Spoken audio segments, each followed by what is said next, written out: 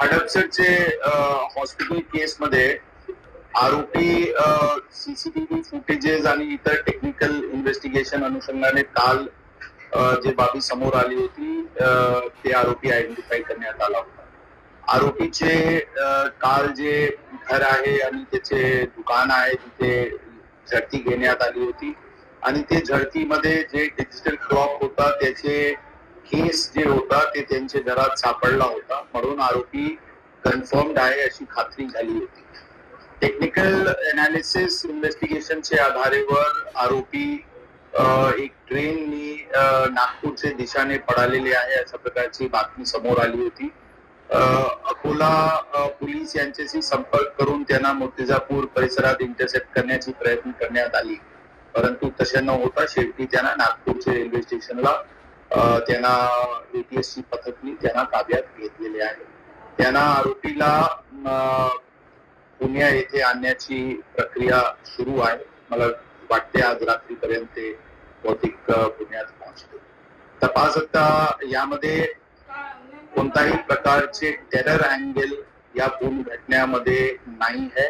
हे फक्त एक इंडिव्हिज्युअल ऍक्ट होता आणि त्याचे मोटिव्ह प्रथमदर्शनी काही एक्सटॉर्शन करण्याची हेतू असल्याचे प्रथमदर्शनी दिसून येत आहे, परंतु तपास सध्या प्राथमिक स्टेजवर आहे. पूर्ण तपास झाल्यानंतर आपल्याला वेळोवेळी अपडेट देण्यात येईल.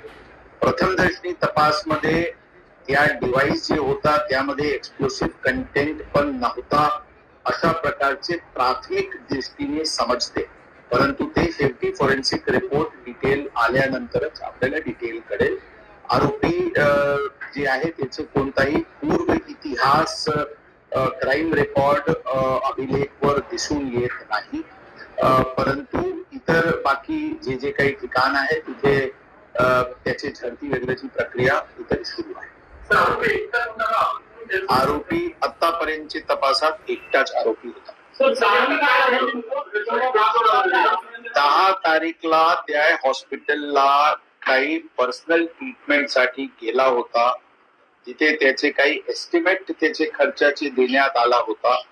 ते त्यांच्याकडे ते पैसे नव्हता, म्हणून त्यांनी अशा प्रकारचे त्यांनी एक प्लॅन केला आणि हे कृत्य केले असल्याचे प्रथमदर्शनी तपासात दिसते, परंतु जसे मी सांगितले तपास पूर्ण झाल्यानंतरच आपल्याला फायनल कळवण्यात येईल.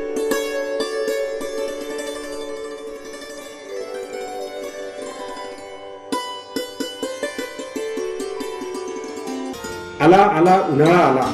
आता आपल्या प्रकृतीची काळजी घेण्याकरता युनायटेड फार्मसीचा गुलकंद उपलब्ध झाला. या गुलकंदामुळे आम्लपित्त, डोकेदुखी, लघवीची जळजळ, शरीराचा थकवा आणि शरीरात होणारा पित्त यापासून तुम्हाला निश्चित आराम मिळेल.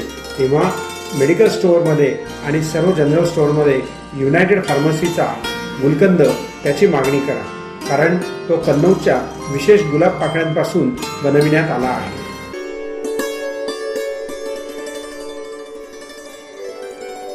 मी ते रिपीट करत नाही. मुंबईला 12 मेला झाला, त्यानंतर 18 मेला टिळक स्मारक मंदिरामध्ये पुण्यामध्ये हा कार्यक्रम आहे.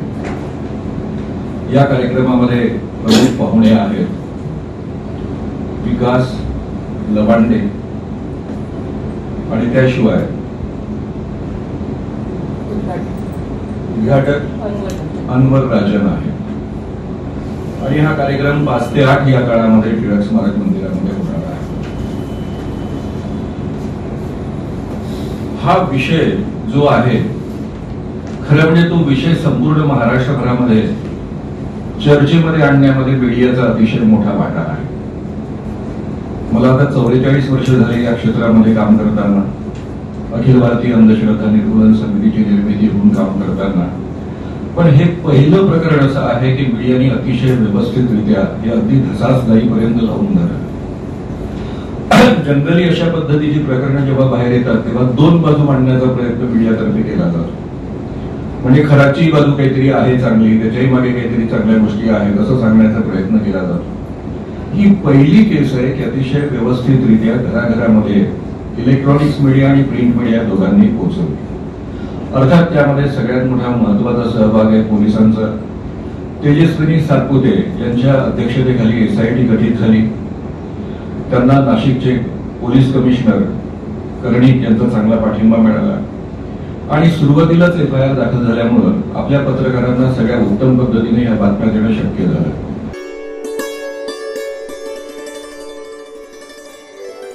त्यांचे वेगवेगळे डिजिटल प्लॅटफॉर्म्स आहेत, नवीन नवीन फॉर्मॅट त्याच्यामध्ये ते आणतात.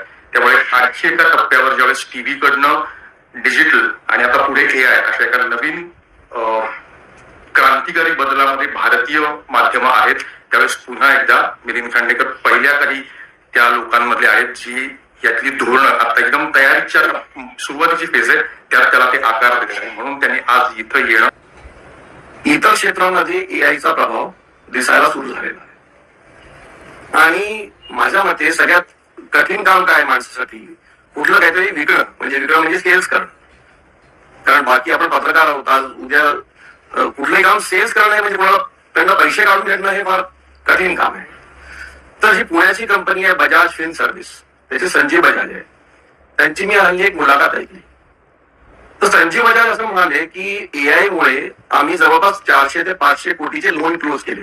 आता हे लक्षात घ्या की लोन क्लोज करण्याचा अर्थ काय झाला, कॉल सेंटर मध्ये माणूस नाही बसलाय, त्या कॉल सेंटर मध्ये जो फोन करतोय तो AI फोन करतोय, तो चॅटबॉट फोन करतोय आणि फोनच नाही करतोय. तर तुम्ही कुठला मेसेज दिला दॅट्स ओके, की तुम्ही सांगितलं की माझं म्हणजे फक्त आपण जसं रेकॉर्डेड मेसेज नाही देते तो तुमच्याशी बोलतोय AI आणि तो बोलून त्यांच्यामध्ये 500 ते 600 कोटीचे लोन क्लोज केले. हे आपल्या पुण्यात झालेलं आहे. म्हणजे बजाज यांचे जे संजीव बजाज आहे त्यांनी सांगितलं. त्यांचं असं म्हणणं होतं की आम्ही जेवढं कॉन्टेंट क्रिएट करतो तर 85% आमचं कॉन्टेंट आता AI क्रिएट करतो, बाकी फक्त 15% आमचे लोक बघतात वगैरे वगैरे. तर सांगायचा अर्थ असा की हे घडतंय, आपल्या शेजारीच घडतंय, आपल्या आजूबाजूच घडतंय, तर आपण काही डोळे मिळून राहू शकत नाही. दुसरा सेक्टर बघा, जे कोडिंग म्हणा, सॉफ्टवेअर म्हणा, TCSनी गेल्या वर्षात 12,000 लोकांना घरी पाठवलं आणि असा अंदाज आहे की देशभरामध्ये वेगवेगळ्या छोट्या मोठ्या कंपनीमधनं IT इंजिनियर जवळपास 1 लाख लोकांची नोकरी गेली. आता हे लक्षात घ्या की IT सेक्टर हा मोठा सेक्टर आहे. दरवर्षी जवळपास 1 लाख लोकांना तिथे नोकरी मिळते, म्हणजे नवीन ग्रॅज्युएट्स असू द्या तर तो आता गेल्या वर्षी तो आकडा काहीतरी म्हणजे नेट आकडा जर बघायला गेलो तर तो काहीतरी 17-18 लोकांना नोकरी मिळाली गेल्या फायनान्शियल इयर मध्ये. तर सांगायचा अर्थ असा की जे कामं आपल्याला वाटायची की माणूसच करू शकतं, उदाहरणार्थ कस्टमर केअर किंवा जे सेलिंग किंवा कोडिंग, ते काम AI करायला लागलंय आणि AI मग आपलं काम का नाही करू शकत हा प्रश्न आहे. तर म्हणून मी म्हणतो की जेव्हा आपल्याला असं वाटतं की आपल्याकडे नाही होणार तर हा भ्रम आपल्याला म्हणजे तोडावा लागेल, मोडावा लागेल. आणि जी गोल्डमॅन सॅक्स कंपनी आहे त्याचं असं म्हणणं आहे की जगभरामध्ये 30 कोटी जवळपास जॉब जे आहेत ते डिस्प्लेस होतील, जातील, नवीन नोकरी येतील. पण ह्या आणि म्हणजे सांगायचा अर्थ असा की हे फक्त आपल्या क्षेत्रात जरी अजून आपल्याला प्रभाव दिसत नसला तरी इतर क्षेत्रामध्ये तो प्रभाव दिसायला सुरुवात झालेली आहे.